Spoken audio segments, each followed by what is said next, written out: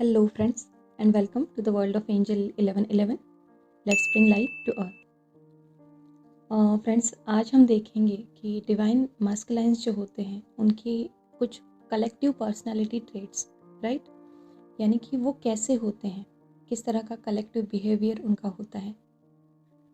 ये चीज़ें हम इसीलिए डिस्कस कर रहे हैं ताकि हमारी जर्नी में हमें हेल्प हो, क्योंकि कुछ चीज़ें जो आप सिर्फ 3D एस्पेक्ट से देखते हैं तो आप मिसअंडरस्टैंड कर लेते हैं, और जहाँ पे इस जर्नी में मिसअंडरस्टैंडिंग्स होती हैं वहाँ पे फिर प्रॉब्लम्स होना स्टार्ट हो जाते हैं, राइट? तो इन सभी मिसअंडरस्टैंडिंग से बचने के लिए हमें ये जानना ज़रूरी है कि कलेक्टिव डिवाइन मास्कुलाइन्स जो होते हैं वो उनका बिहेवियर पैटर्न किस तरह का होता है, ठीक है? तो जैसे कि आप सबको पता है कि डिवाइन मास्कुलाइन्स जो है वो कामिक वर्ड से ऑपरेट करते हैं, है ना? और डिवाइन फेमिनाइन्स जो है वो स्पिरिचुअल वर्ड से ऑपरेट करती है, और ये डिवाइन ने इसी तरह से बनाया हुआ है। Again divine masculine sexual energy से ऑपरेट करते हैं, एंड डिवाइन फेमिनाइन जो है वो लव एंड इमोशंस की एनर्जी से ऑपरेट करते हैं। ये भी एक ट्रूथ है, राइट? और इस जर्नी में अगर मोस्ट ऑफ द केसेस में आप देखें, अराउंड 90% केसेस, तो उसमें डिवाइन फेमिनाइन एनर्जी है वो पहले अवेकन होती है, और बहुत ही रेयरली यानी कि 10% केसेस में ऐसा होता है कि डिवाइन मास्कुलाइन्स पहले अवेकन हो जाते हैं। तो ऐसा बिल्कुल भी नहीं है कि डिवाइन फेमिनाइन पहले अवेकन होती हैं इसीलिए वो कम सफ़र करती है, और डिवाइन मास्कुलाइन बाद में अवेकन होते हैं इसीलिए वो ज़्यादा सफ़र करते हैं। ऐसा कुछ भी नहीं होता। ये डिपेंड होता है हर एक की कर्मा साइकिल्स पे, और हर एक उस कर्मा साइकिल को किस तरह से डील करता है उस पे सफरिंग डिपेंड होती है। अगर आप उस पर्टिकुलर सिचुएशन से अपने लेसन्स फटाफट से लर्न करके आगे बढ़ते हैं, चेंज को एक्सेप्ट करते हैं, तो डेफिनेटली आप अपने अलग अलग जो कर्मा पैटर्न्स हैं उनसे बाहर आ जाते हैं। बट इसके लिए 5D व्यू होना बहुत ज़रूरी होता है अपने लाइफ के प्रति। अगर आप 3D व्यू रखते हैं अपने कामिक पैटर्न्स के लिए तो डेफिनेटली आप उसी में फंसे रहते हैं, और फिर आपको उस कर्मा साइकिल से बाहर निकलने में बहुत टाइम लग जाता है। तो नॉर्मली अगर हम कलेक्टिव डिवाइन मास्कुलाइन्स की बात करें तो जैसे कि हमने पहले ही कहा कि वो कार्मिक वर्ड से ऑपरेट करते हैं, राइट? इस 3D मटेरियल वर्ड से ऑपरेट करते हैं, तो डेफिनेटली जो भी उनका सबकॉन्शियस प्रोग्रामिंग होता है वो उसी तरह से बना होता है। लाइफ टाइम में बहुत सारी जगह से उन्होंने धोखे खाए होते हैं, यू नो बहुत सारे लोगों ने मतलब उनका मिसयूज़ किया होता है, तो फिर वो एक प्रोटेक्टिव एनर्जी में चले जाते हैं। हमेशा अगर आप उनको नोटिस करेंगे तो आपको पता चलेगा कि एक वॉल वो अपने हार्ट के अराउंड बना के रखते हैं, उसको अपनी फीलिंग्स को या फिर अपने ट्रू इमोशंस जो हैं उनको वो कभी बाहर नहीं लाते। चीज़ों को सीक्रेट रखते हैं हमेशा, वही आदत हो जाती है क्योंकि उन्होंने ये अनुभव बहुत बार किया होता है कि जहाँ पे उन्होंने अपनी ट्रू इमोशंस एक्सप्रेस कर दिए और सामने वाले ने उसका फ़ायदा उठा लिया। और ये चीज़ें उनकी मटेरियल लाइफ में भी होते हैं, like in terms of money and all other things. तो इसीलिए वो बहुत ही एक लिमिटेड माइंडसेट में रहते हैं, एक रिजर्व कैटेगरी में रहते हैं। हमेशा किसी पे भी इजीली ट्रस्ट करने में उनको बहुत दिक्कत आती है, और ये सब चीज़ें क्योंकि वो उसी तरह का लाइफ उन्होंने एक्सपीरियंस करते आए हुए हैं, राइट? तो इस वजह से एक पर्टिकुलर उनका माइंडसेट बन जाता है अपनी लाइफ के रिगार्डिंग, कि लाइफ में बहुत ज़्यादा स्ट्रगल करना पड़ता है, राइट? मनी अर्निंग्स के लिए, या फिर कुछ भी पाने, प्यार पाने के लिए भी, या फिर किसी भी चीज़ के लिए, या फिर हर कोई चीज़ वो विश करते हैं, उनको लगता है कि वो उनके लिए बनी ही नहीं है, या फिर मैनिफेस्ट करने के लिए बहुत ज़्यादा डिफ़िकल्ट है, या फिर आउट ऑफ माई कंट्रोल है। तो ये सारा लिमिटेड माइंडसेट उनका इस तरह से गढ़ जाता है कि उनको लगता है कि चीज़ें मेरे लिए बहुत इम्पॉसिबल है in terms of my own happiness. ऐसा नहीं है कि डिवाइन फेमिनाइज जो हैं वो ये सब एक्सपीरियंस नहीं करती, बिल्कुल वो भी ये सब कुछ एक्सपीरियंस करती हैं। बस इतना होता है कि अवेकनिंग के बाद उनको धीरे धीरे अनुभव होने लगते हैं, और उनको पता चलता है कि हमारा ये जो भी माइंडसेट हमने बना के रखा है वो हमारे ही ग्रोथ के लिए बाधा बनता जा रहा है। यानी हमारा माइंड ही हमारे लिए अपोजिट काम कर रहा है, हमारी ग्रोथ में हेल्प नहीं कर रहा है।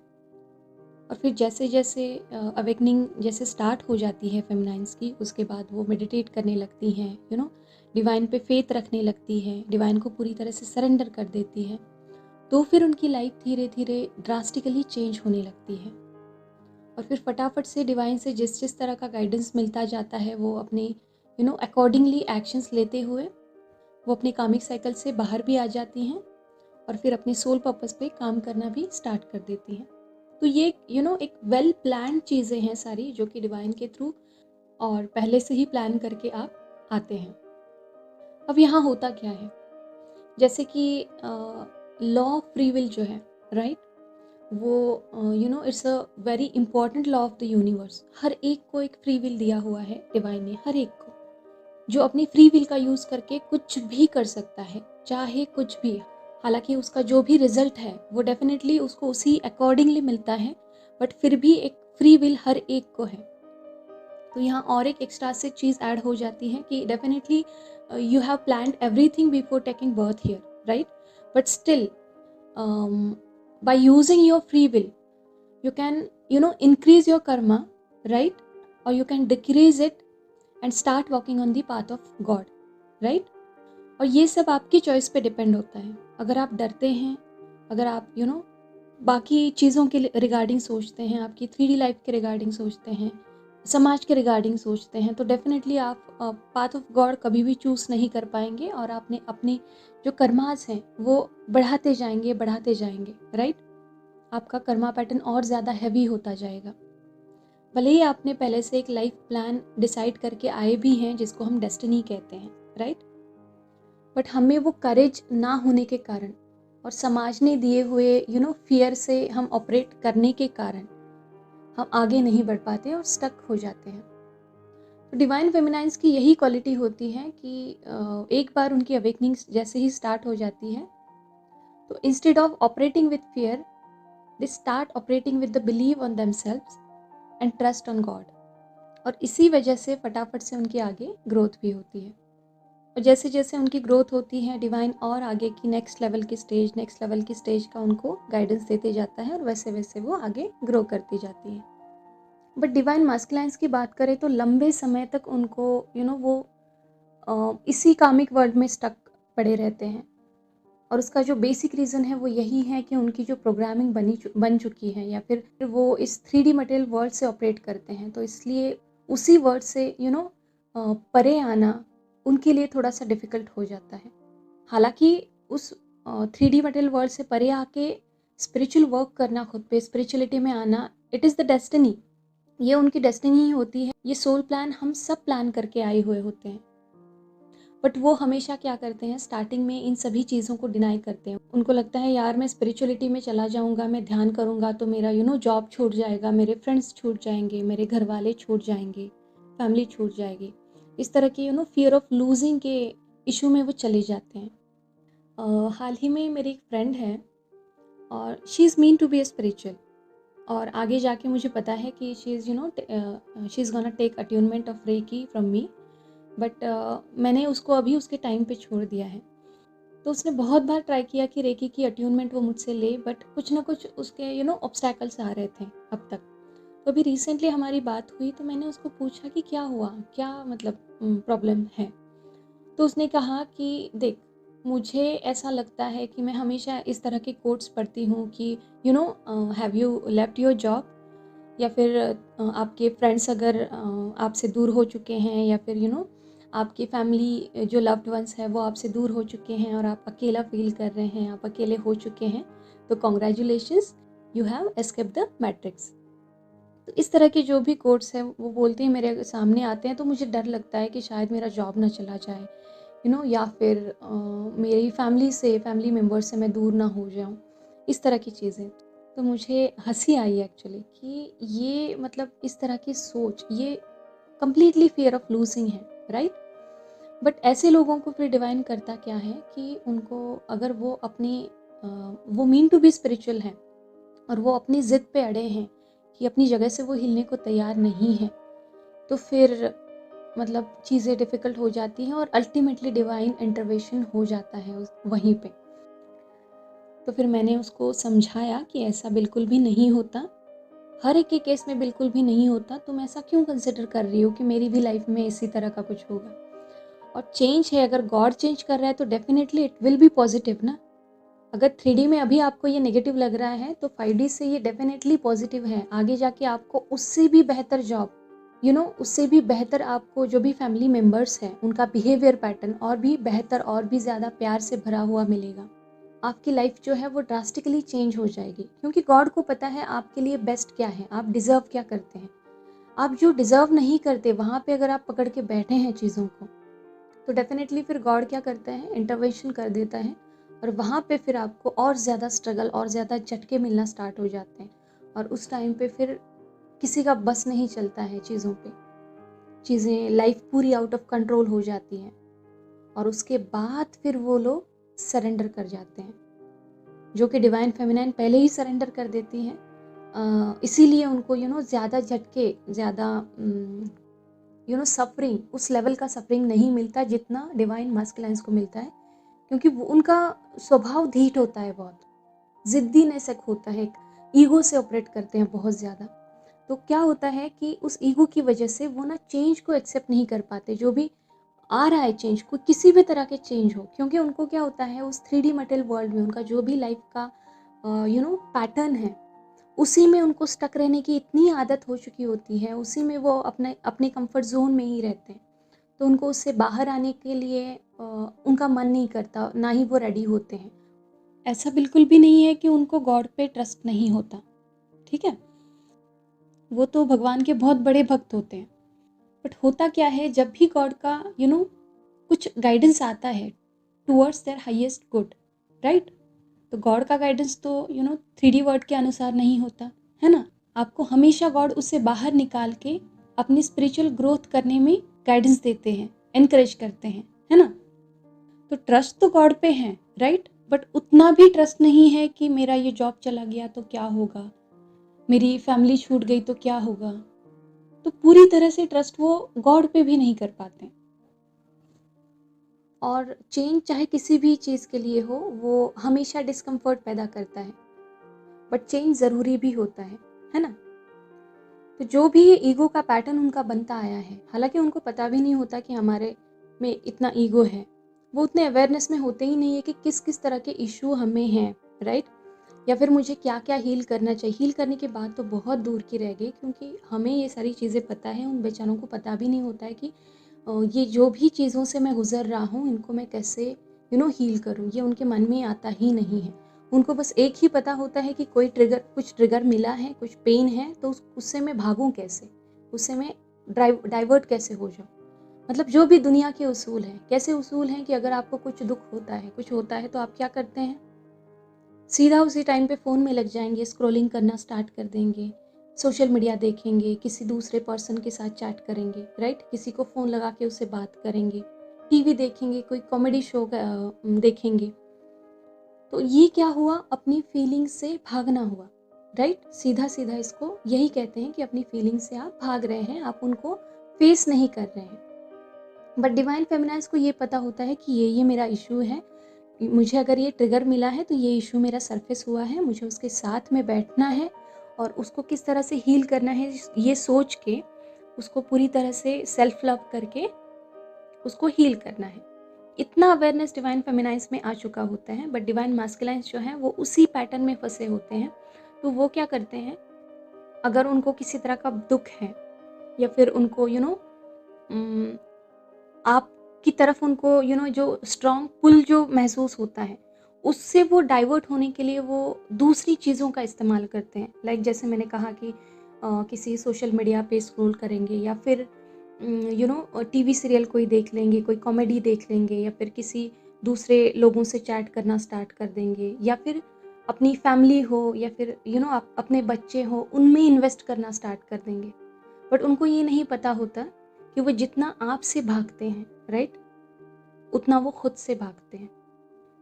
तो ये सारी चीज़ें होती हैं अलॉन्ग विथ एक रिस्पॉन्सिबिलिटी वाला टैग वो हमेशा लेके चलते हैं साथ में। और अगर आपने हमारा ईगो का सेशन अटेंड किया होगा तो आपको पता होगा कि रिस्पॉन्सिबिलिटी ये जो फैक्टर है ये भी ईगो का ही एक लेयर है। जी हाँ, जैसे जैसे आप आगे बढ़ने लगते हैं तो आपको ये चीज़ें भी पता चलने लगती हैं। अगर आप गीता पढ़ेंगे तो उसमें भी इस चीज़ का जिक्र किया हुआ है कि इस वर्ल्ड में ना ही आप किसी की रिस्पॉन्सिबिलिटी हो, ना ही कोई आपका रिस्पॉन्सिबिलिटी है। यहाँ पे डिवाइन ने हर एक के लिए एक प्लान करके रखा है। और अगर आपको आजमाना भी है तो मैंने इससे पहले हमेशा कहा है कि आप कुछ 6-7 मंथ के लिए ना, जहाँ पे अभी रह रहे हैं वहाँ से दूसरी जगह जाके रहें, तो आपको पता चलेगा कि आपके बगैर भी उन लोगों की सारी चीज़ें एकदम सही से चल रही हैं और सब कुछ उनका सही चल रहा है, क्योंकि गॉड ने हर एक के लिए एक प्लान बनाया रखा है, राइट। हर एक का ध्यान गॉड रखता है। ऐसा एक ईगो का फैक्टर आप में आ जाता है कि मेरे बगैर किसी का कोई पत्ता भी नहीं हिलता, या फिर मेरे बगैर इनका कुछ चलता भी नहीं है। तो ये होता है एक ईगो का फैक्टर, ईगो का लेयर। तो ये चीज़ें समझने में आपको फुल्ली एक्सेप्टेंस में आने की ज़रूरत है। और एक्सेप्टेंस में आना इज़ नॉट अ जोक। इसके लिए खुद के साथ हमें ऑनेस्ट रहना पड़ता है। और खुद के साथ हम ऑनेस्ट कब होते हैं? जब हमें जो फील हो रहा है उसे उसी तरह से हम एक्सेप्ट करें। अगर दुख हो रहा है, ठीक है, मुझे अभी इस समय दुख की फीलिंग है, तो आगे जाके आप उसको आस्क कर सकते हैं कि ये दुख क्यों है, किस वजह से है। तो आपका इनर चाइल्ड आपको उसका आंसर दे सकता है, राइट। या फिर हाँ, अभी मैं गुस्से में हूँ, तो बैठ के खुद से पूछिए कि क्यों मुझे गुस्सा है, राइट। या फिर किसी भी तरह की फीलिंग हो, अगर डर लग रहा है तो बैठिए, उससे भागना नहीं है, राइट। उसके साथ शांति में बैठिए, उसको पूरी तरह से अपनी बॉडी में फील करिए कहाँ कहाँ सेंसेशंस होते हैं, और पूछिए कि क्यों मुझे ये डर है, किस बात का मुझे डर लग रहा है ना। तो ये ऐसी छोटी छोटी चीज़ें हैं जो जब हम खुद को हील करते हुए आगे बढ़ते हैं, तो हमें रियलाइजेशन होते हुए हम खुद को इस तरह से हील करते हैं। बट उनको बेचारों को अभी तक कुछ भी पता नहीं होता है। वो बस अपना जो 3D पैटर्न होता है, राइट, उसी में फंसे पड़े रहते हैं। उसी से बाहर आने को उनका ना ही मन करता है। उनको लगता है कि यही मेरा कंफर्ट जोन है और मैं इससे बाहर नहीं आ सकती। बट उनको ये बात पता नहीं है कि अगर वो ज़िद करेंगे और वो बाहर नहीं आएंगे, तो डिवाइन अल्टीमेटली इंटरवेंशन करके कोई बहुत बड़ा झटका वहाँ पे दे के फिर अल्टीमेटली उनको बाहर आना ही पड़ता है उन चीज़ों से। क्योंकि फेमिनाइन जब अवेकन होती है तो एवे ही अवेकन नहीं होती है। सिर्फ फेमिनाइन की बात नहीं है, हर किसी की बात है। हर कोई जब भी अवेकन होता है, कोई बड़ा सा सदमा, कोई बड़ा सा दुख, वो बड़े बड़े हर्ट्स या फिर वुंड्स से वो गुजर के अवेकन होता है। इसीलिए तो कहा जाता है कि खुशी जो होती है, खुशी के टाइम में हम भगवान को कभी इंसान भगवान को नहीं पा सकता। जब दुख होता है तभी इंसान भगवान को पा सकता है। और ये ट्रुथ है। क्यों? क्योंकि इंसान बहुत निग्लेक्शन में होता है। उसका जो बिहेवियर पैटर्न है वो निग्लेक्शन का ही होता है। जब वो खुशी में होता है ना, वो भगवान के पास इतनी कोर फीलिंग से नहीं जा सकता जितना दुख में जाता है ना। तो इसीलिए ये ट्रुथ है लाइफ का कि जहाँ पे सफरिंग होता है, जितना ज़्यादा सफरिंग उतना ज़्यादा बड़ा अवेकनिंग आपका होता है और उतने ज़्यादा आप गॉड के पास चले जाते हैं। और इस धरती पे हम कहेंगे कि हर एक इंसान का जो लाइफ का गोल है वो यही है कि भगवान को पाना, राइट। भगवान में विलीन हो जाना, to be one with God, right, to come into the God consciousness, है ना। तो ये अगर आप डिवाइन फेमिनाइंस अगर धीरे धीरे जैसे आगे बढ़ती हैं, तो डिवाइन मास्कुलाइंस के लाइफ में भी इस तरह के चीज़ें होने लगती हैं, लाइक अवेकनिंग, और फिर मास्कुलाइंस भी आगे बढ़ने लगते हैं। बट होता क्या है, उनका जो भी बिहेवियर पैटर्न्स आप देखते आते हैं, उससे आपकी मिसअंडरस्टैंडिंग्स बहुत हो जाती हैं, क्योंकि वो बहुत रिजर्व रहते हैं। आप नोटिस करेंगे कि वो आप पे भी ट्रस्ट नहीं कर रहे हैं स्टार्टिंग में, या फिर इस कनेक्शन को जो 100% देना है, इस कनेक्शन को जो डिविनिटी या फिर जो सरेंडर उनको देना है वो नहीं देते हैं, क्योंकि वो समझ ही नहीं पाते हैं पहले। हालांकि वो पूरी तरह से फील करते हैं कि ये कनेक्शन कुछ अलग है, ये डिवाइन कनेक्शन है। बट फिर भी ना उनका ईगो ये एक्सेप्ट नहीं करने देता है कि मेरा तो लाइफ चल रहा है अच्छे से, या फिर मेरा तो 3D लाइफ है, मैं ये क्या कर रहा हूँ। इस तरह से उनको गॉड पे ट्रस्ट नहीं होता। वो ये चीज़ें एक्सेप्ट नहीं करते हैं कि ये जर्नी जो है वो गॉड की जर्नी है और ये गॉड ने बनाई हुई है। लाइफ के एक्सपीरियंसेस उनके कुछ ऐसे होते हैं, यानी कि बहुत डिफ़िकल्ट होते हैं, हम कह सकते हैं कि आप जब भी उनके लाइफ में एंटर करते हैं तो वो इस बात पे विश्वास ही नहीं रख पाते कि इतना प्योर लव या फिर इतना डिवाइन लव भी हो सकता है। कोई हमसे इतना अनकंडीशनल लव कैसे कर सकता है, इस चीज़ पे उनको यकीन नहीं होता। और सिंपली इसमें उनका कोई दोष नहीं है, क्योंकि उनके लाइफ के अनुभव ही उस तरह के होते हैं। तो उस वजह से वो डाउट करने लगते हैं इस कनेक्शन पे भी, आपके प्यार पे भी, क्योंकि उन्होंने अपने लाइफ में कभी गॉड्स लव जो होता है उसको अनुभव ही नहीं किया होता, जैसे आप करते हैं हमेशा। इस कनेक्शन पे डाउट करने लगते हैं, या फिर आपके प्यार पे भी डाउट करते हैं। तो ये जो भी उनके पर्सनालिटी ट्रेट्स हैं, राइट, उनको आपको मिसअंडरस्टैंड बिल्कुल भी नहीं करना है, उनके बिहेवियर पैटर्न को मिसअंडरस्टैंड नहीं करना है, उसको आपको 5D लेवल से देखना है, ठीक है। जब आप 5D से देखना स्टार्ट कर देते हैं, तब आपको पता चल जाता है कि ये इस बिहेवियर पैटर्न के पीछे क्या रीज़न है, राइट। तो फिर आप मिसअंडरस्टैंड नहीं करते और आपकी जर्नी स्मूथली चलती जाती है। बट हाँ, यहाँ पे एक बात और आती है कि खुद की रिस्पेक्ट करना आपको ही सीखना है। अगर सामने वाला इंसान आपको उतना वैल्यू नहीं देता है, प्रायोरिटी नहीं देता है, या फिर बार बार आपको झूठ बोल रहा है, या फिर आपको धोखा मिल रहा है बार बार, यानी कि सेम चीज़ें हैं, इन सभी चीज़ों का ओवरऑल क्या है कि आपको कंसिडर ही नहीं किया जा रहा है, तो उस टाइम पे आपको खुद की रिस्पेक्ट रखना बहुत ज़रूरी है। क्योंकि ये 3D वर्ल्ड है, हमें यहाँ पे अगर हम खुद की रिस्पेक्ट नहीं रखेंगे तो सामने वाला इंसान नहीं रखेगा, भले ही वो आपका ट्विन ही क्यों ना हो। तो ये जर्नी आपको हमेशा गॉड को साथ में लेके ही करनी है, ठीक है। उसके बाद आपके आते हैं ट्विन पार्टनर। अगर आप उनको मतलब अपने ट्विन को अगर पेडेस्टल पे रखना स्टार्ट कर देते हैं तो डेफिनेटली वो आपको पटक देंगे। क्यों? क्योंकि वो वहीं पे सिखा रहे हैं कि खुद की कदर करना सीखो, खुद की रिस्पेक्ट करना सीखो, ठीक है। और वो आपकी रिस्पेक्ट तभी करेंगे जब आप खुद की रिस्पेक्ट करना स्टार्ट कर देंगे, आप खुद को वैल्यू कर देना स्टार्ट करेंगे, राइट। आप खुद को और गॉड को प्रायोरिटी देना स्टार्ट कर देंगे और आप अपना जो सेल्फ लव है उसमें रहेंगे। और सेल्फ लव जो है यही इस जर्नी का बिगेस्ट लेसन है ना। तो होप आपको पता चल चुका है कि डिवाइन मास्कुलाइन्स जो होते हैं वो उनका पर्सनैलिटी ट्रेट किस तरह का होता है। और इसके आगे अगर आप कुछ एक्सपीरियंस करते हैं तो आप होपफुली उन सभी चीज़ों को 5D से देखेंगे और ख़ुद पे वर्क करना स्टार्ट कर देंगे। जो जो भी चीज़ें वो आपको मिरर कर रहे हैं उनको आप देखना स्टार्ट कर देंगे और उनको हील करना स्टार्ट कर देंगे और अपनी जर्नी में आगे बढ़ते रहेंगे, ठीक है। और अगर आप मुझसे जुड़ना चाहते हैं तो नीचे डिस्क्रिप्शन में आपको व्हाट्सएप नंबर मिलेगा, आप मुझसे कांटेक्ट कर सकते हैं, ठीक है। और सेशंस के जो डिटेल्स है वो भी आपको डिस्क्रिप्शन में मिल जाएंगे, आप वहाँ से चेक करिएगा। तो चलिए आज के लिए इतना ही। खुद का ध्यान रखिए, खुद को सेफ रखिए। God bless you all of you. Deep thanks to Reiki angel, doctor Mikao से and all holy masters. Thank you.